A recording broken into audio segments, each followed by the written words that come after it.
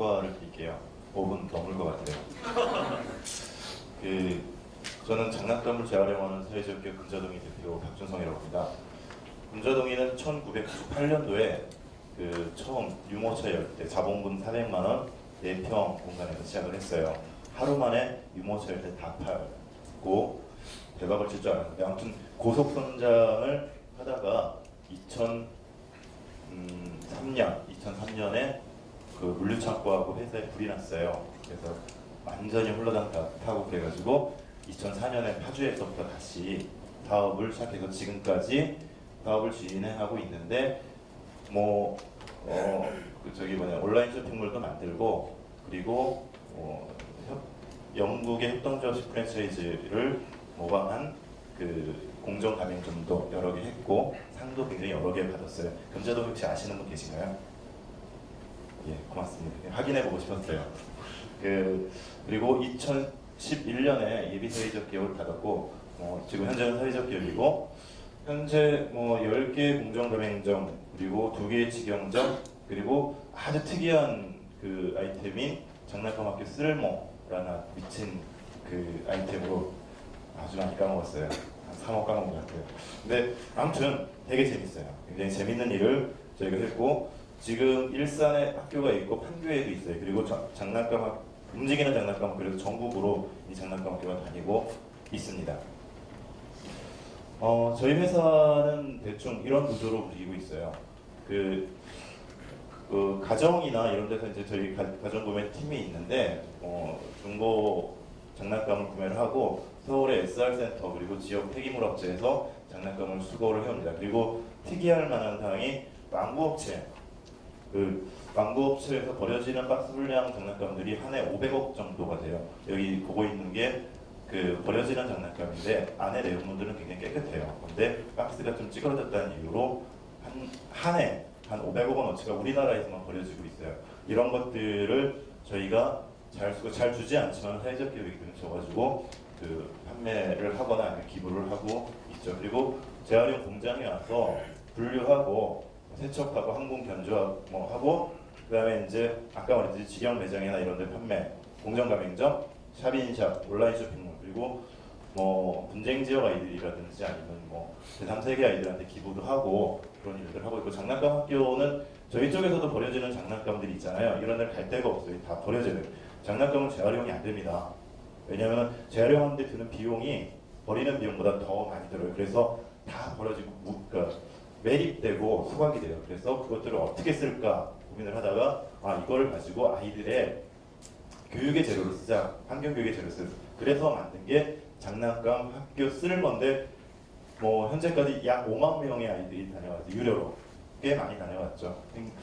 그리고 요 밑에 거는 제 희망사항이에요. 전국의 장난감 학교 가맹점 지금 막 문의가 들어오고 있고요. 그리고 학교 정식 환경미술 프로그램으로 추진을 하고 있습니다. 교과서에도 여러 군데서 찍어갔어요. 재밌으니까.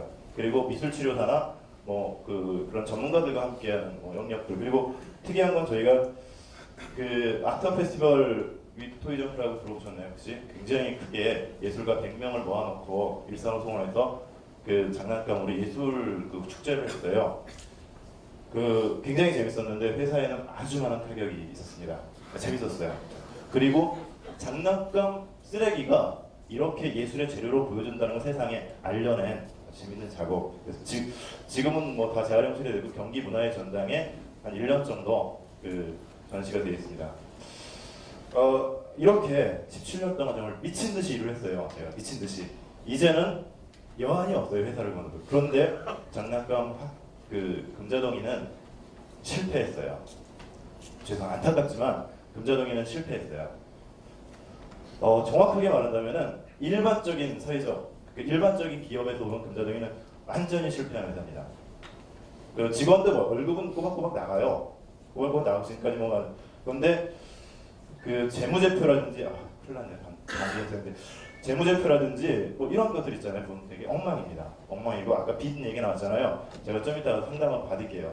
빚도 꽤 있습니다. 금자동이가 그럼 이제 왜 실패했나, 그것들을 좀 말씀드릴게요. 좀 우울하지만 좀 들어주세요. 너무 큰 비즈니스 모델을 제가 적었어요. 전 세계 장난감 쓰레기 문제, 우리나라의 장난감 쓰레기 문제를 다 해결하겠다. 4평짜리 시작할 때부터 제가 그 마음을 가지고 시작했어요. 그러니까 뭐 이렇게 사업 전략을 짜기도 좀 그렇고 단계별로 가기도 좀 그렇고, 그래서 거기에 대한 계산을 잘 못했다는 생각이 들고 사업에 대해서 자신이 있었어요. 저는 할 수 있다는 자신감. 근데 자신감만 있었다는 생각이 들어요. 자신감. 내가 공부도 해야 되고 경제학도 공부해야 되고 아침에 경제신문도 봐야 되는데 그런 거 안 봤어요. 그냥 열심히 일만 했어요. 그리고 적절한 투자를 받아야 되는데 혼자 모든 걸 다 했어요. 지금도 저희 회사가 뭐 짧은 회사인데 지분율 100%입니다. 제. 그리고 가끔 직원들도 사회적 기업가라고 착각하면서 굉장히 큰 착각이죠. 그 다음에 제가 하는 일이 세상을 바꾼다라고 생각하는 사회운동가적 접근으로 사업을 했습니다. 그리고 이건 정말 잘못한 건데 자금 운영, 회계 분석 되게 싫어합니다. 숫자만 보면 속이 울렁울렁 그래가지고 지금도 17년 동안 사업을 했는데 이런 부분들에 있어서 좀 훈련을 했었어야 되고, 마지막으로 기술 개발에 대해서 좀 등한시했던 것 같아요. 이게 뭐 여유가 없었다는 건 완전히 변명인 것 같아요. 그리고 기업에 맞는 인력 관리, 그리고 리스크를 감내할 그런 자본을 모아두지 못했다라고 생각이 듭니다. 저는 실패한 사업가입니다. 죄송합니다. 그런데 많이 남았어요. 그런데 이거를 거꾸로 뒤집어서 보면은 이게 사회적 기업 매뉴얼이에요.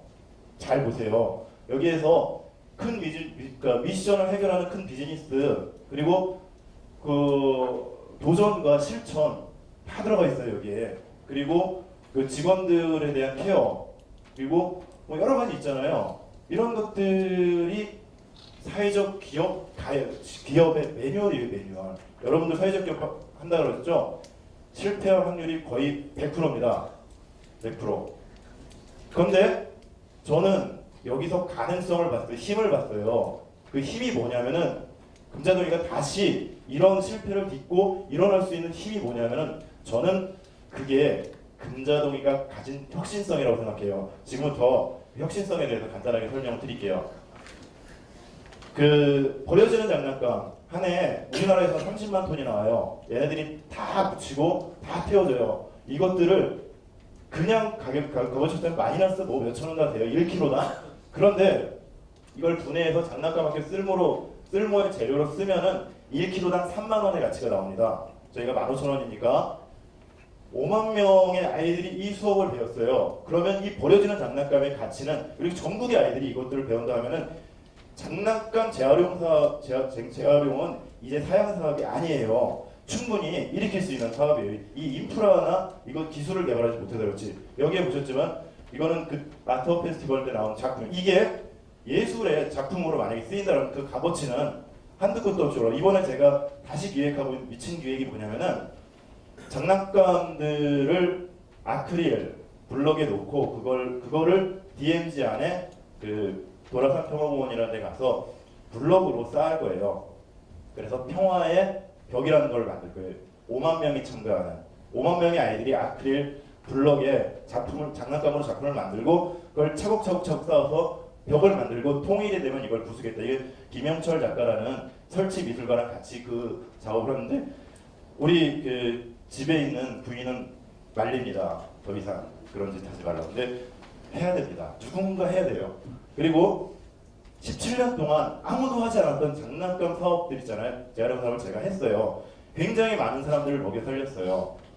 교과서가 없었어요. 저한테는. 제가 다 한 거니까. 이게 바로 저한테는 혁신성이었다는 것이죠. 보세요. 이게 다 이렇게 힘들지만 나와있던 게 혁신이라는 것들이죠. 그리고 사업을 통해 제 삶을 배우고 제 삶을 통해 제 사업을 배운 거예요. 삶과 제 사업이 동떨어지지 않았어요. 아직도 저는 배워야 할 게 많고 아직도 저는 사회에서 해야 될 일들이 많다는 것들이죠. 이걸 동떨어뜨려 놓고 생각할 수가 없다라는 거죠. 예, 죄송합니다. 끝으로 여기 모인 분들한테 부탁하고 싶은 말씀이 있어요. 사회적 기업가는 실패를 염두에 두고 가는, 실패할 수밖에 없는 사업이에요. 그런데 우리나라에서는 그 실패를 용인하지 않아요. 다 사업가 개인의 책임으로 돌려. 아까 신용불량자 다 아마 사회적 다 신용불량자가 많이 있을 거예요. 그런데 이런 실패를 측정할 수 있는 도구들 있잖아요. 뭐 SROI라든지 뭐 여러 가지 있잖아요. 이런 것들이 빨리 시급하게 도입해서 사회적 기업가들이나 사회적 기업가에 도전하는 젊은이들이 조금 더 힘차게 사업을 할 수 있었으면 좋겠다는 생각이 들어요. 아주 이거는 여기에서 굉장히 중요한 얘기예요. 그리고 여기 있는 학생들이 많이 왔잖아요. 사회적 기업가 절대 스펙 아닙니다. 사회적 기업은 고난 그리고 목숨 걸고 달려들어도 성공할 확률이 정말 10%도 안 돼요. 똑같아요. 누가 도와주지 않습니다. 그러니까 정말 진정성 있게 나 여기 들어가면 고생 좀 하겠구나 라고 생각으로 사회적 기업을 바라봐 줬으면 좋겠어요. 마지막으로 그 누구도 저한테 실패에 대한 것을 물어보지 않았습니다. 박 대표, 너 왜 무엇을 실패했어? 그리고 무엇을 위해 실패했어? 그 실패에 내가 공감을 해줄게. 그리고 그 실패에 내가 과감히 투자해줄게. 라는 그 말 한마디만 들으면 저는 날아갈 것 같아요. 세상을 바꿀 수 있을 것 같아요. 조금 적자라면 어떻습니까? 제가 지금까지 해온 일인데, 세상을 바꿀 수 있는 일인데, 여기 있는 분들 있잖아요. 그래서 제가 좀 불편해요, 이런 자리가. 회사를 피하라고 조금이라도 이렇게 해야 되는데 실패에 대한 이야기를 해야 되잖아요. 여기 있는 분들께서도 저희 회사의 실패에 공감을 하고 함께 해주고 더 좋다면 투자까지 만약에 해준다라고 한다면 앞으로 아주 큰 대형 사고들 있잖아요. 이런 것들 펑펑 치면서 지속 가능하게 앞으로 사업을 해 나가겠습니다. 감사합니다.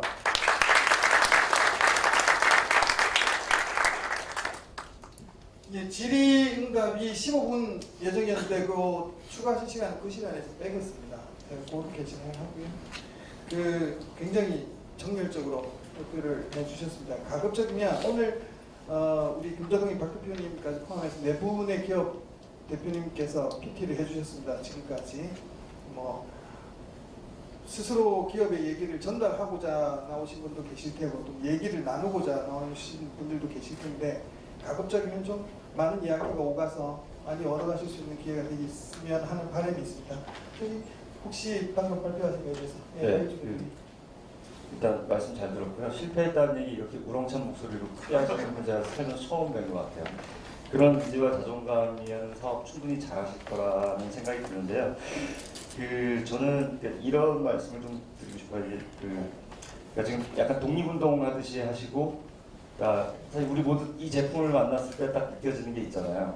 소비자들의 그 허들, 우리 아이는 최고고, 그다음에 헌것, 헌장난감, 위생상으로는 문제 없을까라고 하는 사람들, 소비자들한테는 일단은 마음의 벽이 있는데 그 벽을 허물고자 넘고자 계속 오랜 기간 투쟁을 해오신 것 같아요. 어려운 싸움을 해오셨는데 저는 이 부분에서 좀 약간 생각의 관점을 좀 바꿔봤으면 좋겠어요. 이게 그동안에 혜택을 주는 상품이라기보다는 설득하는 상품.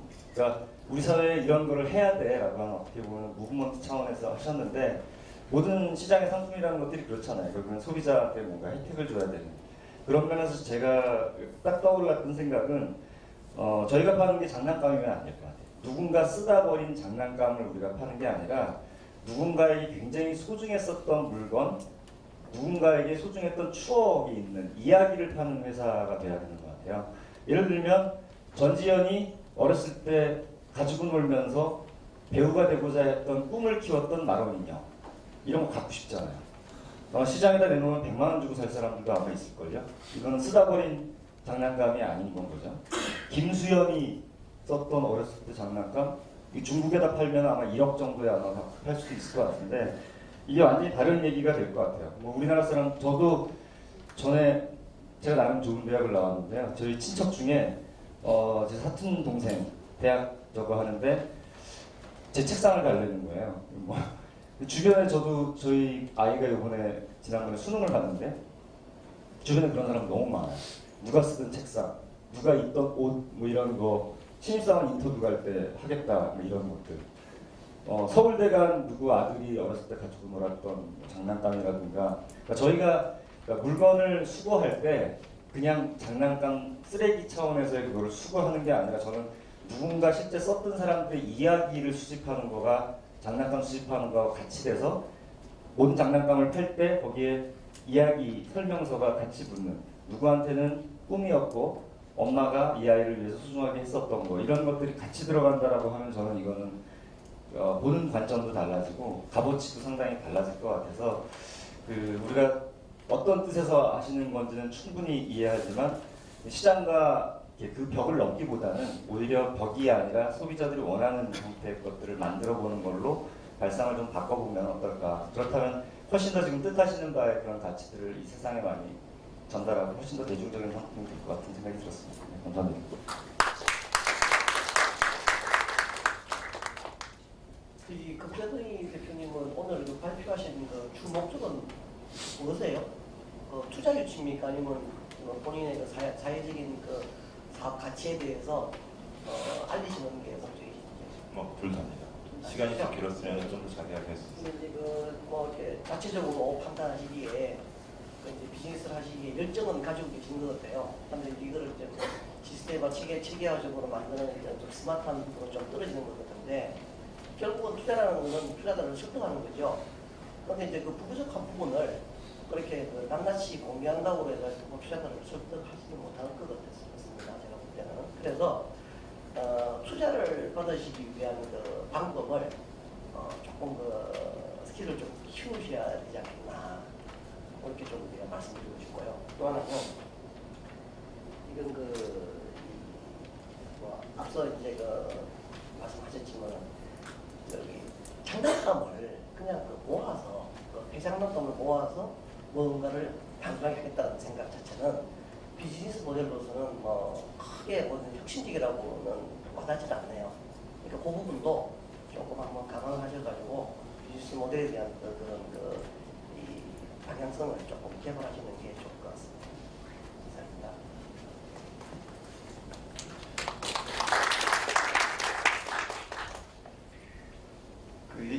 이런 자리에서 불편하시다 그러시는데 제 이야기를 들으시면 좀 더 불편하실 것 같은데 그래도 제가 말씀을 드릴게요.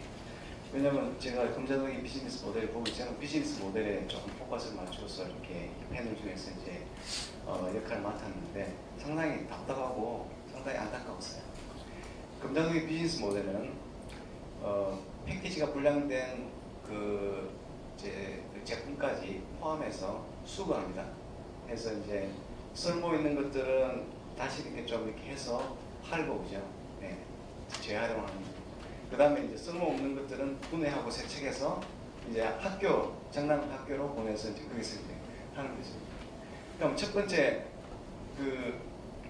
어느 정도 쓸모 있는 것들을 다시 이제 팔고 이렇게 교환하고 이런 부분은 상당히 레드오션이죠. 왜냐하면 지금 보시면 중고 장난감 딱 치면요 인터넷에 사이트가 많습니다. 그리고 장난감 대여도 있어요. 사실은요 쓸만한 것들은 그러니까 알게 모르게 많이 물려줘요. 제 여동생 집에 가면 아기가 이제 예쁜 애가 있는데 엄청나게 장난감 깔려 있어요. 그 대부분 얻은 거예요. 그러니까 그런 식으로 상당히 많이 실질적으로는 이게 쓸모 있는 것도 재활용되고 있다는 거죠. 그런 측면에서는 가맹점 매출을 통해서나 직영점을 통해서나 일단 수거하고 또 이렇게 팔고 하는 이런 오프라인 이런 쪽 부분들이 상당히 비용이 많이 들어가는 비즈니스 모델이고 지금 온라인 같은 경우는 사이트에 상당히 경쟁이 심하고 웬만한 거는 그냥 다 이렇게 할 수 있습니다. 한번 쳐보세요. 제가 쳐봤거든요. 그 다음에 이제 두 번째가 이제 장난감 학교잖아요. 상당히 이제 혁신적이고 상당히 이 부분은 누구도 하지 않았던 부분이다 생각하시는데 이렇게 한번 생각을 해보시면 어떨까요? 이제 수구를 했습니다. 그러니까 배출을 했어 처음에. 그러니까 배출을 했는데 쓸모없는 장난감은 배출하면 이제 바로 이제 소각장으로 가거나 이렇게 재활용 되는 이런 부분들이 있을 거 아닙니까? 그런데 이제 이거를 다시 재수거합니다. 재수거하는 데 드는 비용이 있죠. 그 다음에 이제 세척하고 그 다음에 이제 분해합니다. 분해하고 세척하죠. 여기도 이제 비용이 듭니다. 수자가 엄청 들어가죠. 그 다음에 이제 장난감 학교로 가요. 그럼 장난감 학교에서 아이들이 만들어요. 대부분의 예술성이 떨어집니다. 집에 가서 한 며칠 전시했다가 문제 앉으면 다시 재배출합니다. 재배출 비용이 들죠. 다시 말해서 사회적 이제 비용이 3배가 들어갑니다. 그런데 거기에서 이제 창출되는 건 뭐냐면 장난감 학교에서 창의적인 창작 활동에 사용되기 때문에 그것이 사회적 가치로는 상당히 뛰어나다 하죠. 그런데 생각해 보십시오. 방과학교나 아이들이 그 시간에 다른 창작 활동을 할 수 있다 그러면 금자동의 장난감 학교가 만들어내는 사회적 가치의 넷 사회적 가치는 사실 기회 비용으로 따지면 그렇게 높지가 않습니다. 왜냐하면 그때 레고 블록 가지고 창작 활동을 할 수 있고 아이들의 이제 창의적인 어떤 그런 부분들을 키울 수 있거든요. 그렇게 본다 그러면 두 가지 비즈니스 모델이 다 상당히 지금 이제 안타까운 어떤 그런 모델이라는 거죠. 그래서 진짜 상당히 이제 그런 측면에서 그 바라보셨는지. 그러니까 이제 상당히 외롭고 어떻게 보면 고통스럽고 이런 이제 그 열정적인 그 사업을 해 오셨는데 이제 여러 가지 측면에서 자신의 어떤 그런 하는 그 사업에 대한 객관적인 시각을 다각적으로 살펴볼 필요가 있다는 생각이 들어요. 네. 그런 측면에서 저는 뭐 이제 제 코멘트를 생각합니다. 답변을 코멘트 진심으로 고맙고요. 그래서 이렇게 짧은 시간에 그 회사를 소개한다는 것 자체가 이런 오류를 낳을 수 있다는 생각이 듭니다. 말씀하셨던 것들 다 피드백을 했고 생존을 해왔잖아요. 그랬을 때 거기에 대한 대책이나 대안들이 있잖아요. 이런 것들을 안 세워놨겠습니까? 그 장난감 재활용 시장은 장난감 유아용품 유아교육 그 중고 시장은 저희가 그 일찌감치 파악한 바로는 약 1조 원 시장이 1조 원 시장. 이거는 제가 그 통계 자료 있잖아요. 자료를 몇 년 동안 분석을 해서 그래서 거기에 이제 본격적으로 장난감을 재활용하는 그런 시스템은 지금 아예 도입되지 않고 지금 가장 활발하게 움직이는 거는 인터넷 직거래 소비자들끼리. 가장 저는 그걸 경쟁자로 보지 않고 굉장히 좋은 문화의 흐름이다라고 봅니다. 저가 지금 해야 될 사회적 미션들은 솔직히 말해서 뭐 다 돈 안 될 것들이잖아요. 그 안 된다고 안 할 수는 없잖아요. 누군가 해야 되잖아요. 그랬을 때 이것들에 대한 설득 그리고 설득을 해서 버려지는 장난감들을 제대로 처리할 수 있는 시스템이 있잖아요. 저희가 매출이 가장 많았을 때는 10억 정도 됐었거든요. 연매출 10억 정도 됐었는데 1조 원씩을 10억 정도를 찍어놓으니까 저만을 찍은 느낌이더라고요. 굉장히 큰 기회가 있을 텐데 아직도 제대로 이것들을 아까 못했다는 생각이 들어요. 아까 투자를 누가 여기 하겠냐라고 물어보셨잖아요. 저라도 투자 안 할 것 같아요. 그런데 이것들에 대한 다각적인 어떤 방법들을 만들어가고 있는 중이에요. 뭐냐면 그게 버려지는 장난감을 단순히 재활용한다라기보다는 업사이클링 시켜서 새로운 문화를 창조하고 그 문화 속에서 사람들한테 자연스럽게 장난감 재활용이라는 게 이런 가치가 있구나라는 것들을 쓰면서 동시에 가야 된다라고 생각해요. 그 다음에 아주 구체적인 경제적인 문제, 경영에 대한 부분들은 아까 제가 잘 모른다고 했잖아요. 제가 이렇게 해놓으면 나중에 이 비슷한 걸 가지고 벤치마킹 해가지고 다른 사람들이 성공시킬 수도 있다라고 생각을. 저의 역할은 그 비즈니스 모델을 누군가가 만들 때까지 계속 끌어내는 작업들 있잖아요. 제가 안 하면 아무도 안 합니다. 장난감 재활용 사업 좋다 해가지고 한때는 저희가 한때는 300개까지 생겼어요. 장난감 중고 전문점이. 그래가지고 그 300개가 근데 다 그런 이유로 다 망했죠. 예. 아무튼 나름대로 제가 도움을 받아야 될 것들이 너무 많아요. 아까 그런 것들에 대해서 개인적으로 이렇게 도움을 줄 수 있으면 언제든지 가서 도움을 받고 싶습니다. 도와주십시오.